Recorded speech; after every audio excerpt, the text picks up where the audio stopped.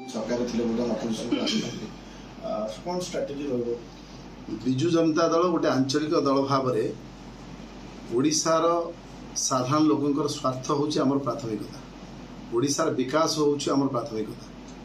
तेणु गोटे गणतंत्र को विश्वास करुवा आंचलिक दल भाव में आम जनमत को नम्रतार सहित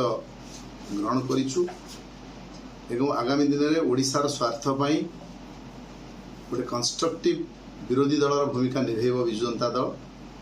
गृह भितर एवं गृह बाहर ओडिशा स्वार्थ को लेकिन आमर संग्राम जारी रही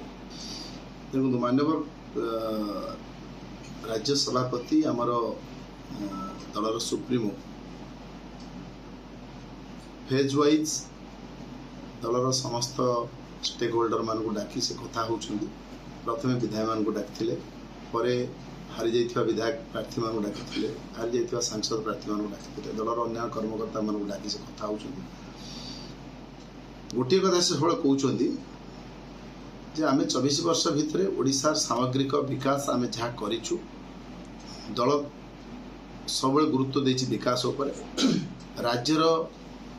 स्थिति या थिला वर्तमान आम स्तर में पहुँचीचु और आज दिन में जो मैंने आमको भोट देइछंती आशीर्वाद देइछंती सेमानक आहुरी निकटतर ही काम करने से परामर्श दौरान ओडिशार स्वार्थ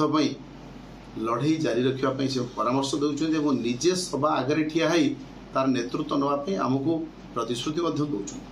तेणु आगामी दिन में नवीन पट्टनायक नेतृत्व में ओडिशार स्वार्थ ये जो लड़ई हम अधिक जोरदार हम एवं ताहा लोक द्वारा ग्रहणीय हम ये गोटे सप्ताह भितर ओडिशार जनसाधारण